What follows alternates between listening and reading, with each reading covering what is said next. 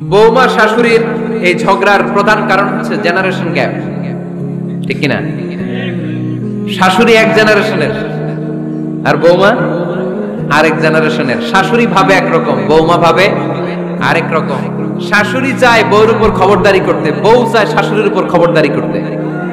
এই ডমিনেটিং এর কারণে কিলাকিলি আছে না নাই? এটা ঠিক না। আমার শাশুড়ি মায়েরা যারা আছেন, প্রথমে শাশুড়ি দিয়ে শুরু করি। আমার মাইকের আওয়াজ যে ঘরগুলাতে যায়, আমার শাশুড়ি মাদেরকে বলবো, বউদের উপর অত্যাচার করবেন না। ছেলেরে প্রশ্ন করে, তোর কাছে তোর বউ বড় না আমি বড়? আছে না নাই? এটা একটা প্রশ্ন হইল। তোর বউ বড় না আমি বড়? দুইজনেই বড়। দেখ, ছেলে সুন্দর উত্তর দিছে, আমার কাছে ভালো লাগছে উত্তরটা শুনে। এক মা প্রশ্ন করছে, তোর এতদিন আমি লালন পালন করে বড় করলাম, জীবন যৌবন তোর জন্য শেষ করলাম, আজকে বউ পাইয়া বউ তোর আপন হয়ে গেল। এবার ছেলে উত্তর দিছে, মা, আমার মুখ থেকে মা ডাক শোনার জন্য তুমি কি কষ্টটাই না করছো জীবনে। 10 মাস আমারে পেটে ধারণ করলা, খাইতে পারো নাই, বমি করছো, খালি ওষুধ খাইছো, তোমার পেট কেটে আমারে বের করা হয়েছে। 2 বছর আমারে দুধ খাওয়াইছো, পেশাব পায়খানা পরিষ্কার করে। বয়স যখন 3-4 তখন তোমার আমি মা ডাকছি। এই মা ডাকটা শোনার জন্য তুমি এত কষ্ট করছো, আর আরেকবারের মাইয়া এই ঘরে আইসাই তোমার মা ডাকা শুরু করছে। যেই মেয়েটা তোমারে মা ডাকে সে আমার আপন হবে না কেন মা? ঠিক কিনা? এই মা ডাক শোনার জন্য তুমি এত কষ্ট করলা, আমার লালন পালন করলা, 10 মাস পেটে ধরলা, পেশাব পায়খানা পরিষ্কার করলা, এরপরে মা ডাক শুনতে পারছি। আর আরেকবারের মেয়ে জানা নাই চিনা নাই এসেই তোমার ডাকা শুরু করছে মা। তো যে আমার মারে মা ডাকে তার স্থান তো আমার কলিজায়, ঠিক কিনা? শাশুড়ি আম্মারা যারা আছেন, প্লিজ বৌমাদেরকে কষ্ট দিয়েন না। অনেক শাশুড়ি আছে পান থেকে চুন খসলে রেগে যায়, পদে পদে স্ত্রীর ভুল ধরে, বউয়ের ভুল ধরে, আছে না নাই? এটা করবেন না। সে তো নতুন, আপনার অনেক এক্সপিরিয়েন্স হতে তার সময় লাগবে। তাকে সময় দিন, তাকে ভালোবাসুন, ঠিক কিনা? না বুঝে সামান্যতে বৌমারে বদদোয়া দেয়, এরকম আছে না নাই? কিন্তু বুঝতে চায় না, বৌমারে যদি বদদোয়া দেয় তাহলে তার নিজ ছেলের পরিবারের ক্ষতি। পেটে ধরা যে ছেলে, ছেলের পরিবারের কিন্তু ক্ষতি, তার আপন নাতি নাতনিদেরই ক্ষতি। আওয়াজ করে বলেন ঠিক কিনা? বৌমাকে বদদোয়া দিয়েন না। বৌমাকে নিজের মেয়ের মতো দেখবেন। সমাধান আমি দিচ্ছি। কেমন দেখতে হবে? নিজের মেয়ের মতো। নিজের মেয়ে সকালে ঘুম থেকে ওঠে 11টা, ওইটা সমস্যা নাই।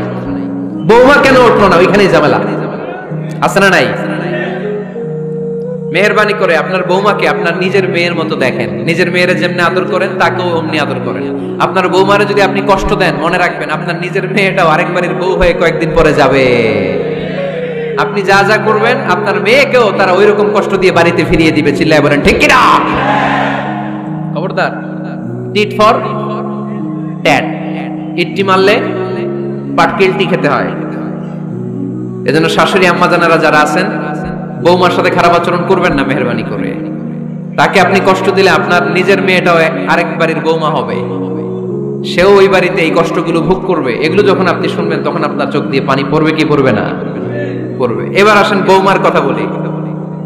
বৌমা যারা আছেন মেহেরবানি করে, বৌমা যারা আছেন মেহেরবানি করে আপনার শাশুড়ি আম্মাকে নিজের মায়ের জায়গায় রাখবেন।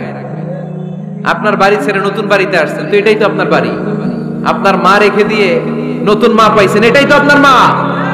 তো ওনাকে মায়ের জায়গায় বসাতে আপনার সমস্যাটা কোথায়?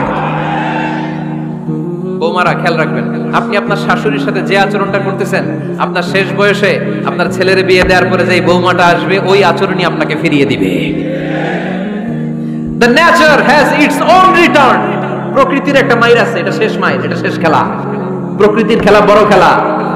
আপনি আপনার শাশুড়ির সাথে যে আচরণ করবেন, আপনার শেষ বয়সে আপনি একদিন শাশুড়ি হবেন, এটা মাথায় রাখবেন। ওই আচরণই আপনি ফিরে পাবেন। আওয়াজ করে বলতে হবে ঠিক কিনা? এজন্য 9 নম্বর পয়েন্টস হচ্ছে মিউচুয়াল রেসপেক্ট। সবাই যেন সবাইকে ভালোবাসি। দোষ ছাড়া মানুষ নাই, সবার দোষ আছে। আমরা যেন একে অন্যের দোষ না খুঁজি। বৌমারা, আপনাদের কেন যদি আমার মাইকের আওয়াজ যায়, অল্প কিছু টেকনিক অবলম্বন করলে আপনি আপনার শাশুড়ির মন জয় করতে পারবেন। শাশুড়িরা আসলে বেশি কিছু চায় না, আগের জামানার মানুষ তো, এদেরকে ওইভাবে হাত করতে হবে। মাঝে মাঝে একটু শাশুড়ির মাথায় তেল দিয়ে দিবেন, চুলে তেল দিয়ে দিবেন আর কি, মাঝে মাঝে চুল আশ্রয় দিবেন, এগুলো কিন্তু খুব পছন্দ করে শাশুড়িরা।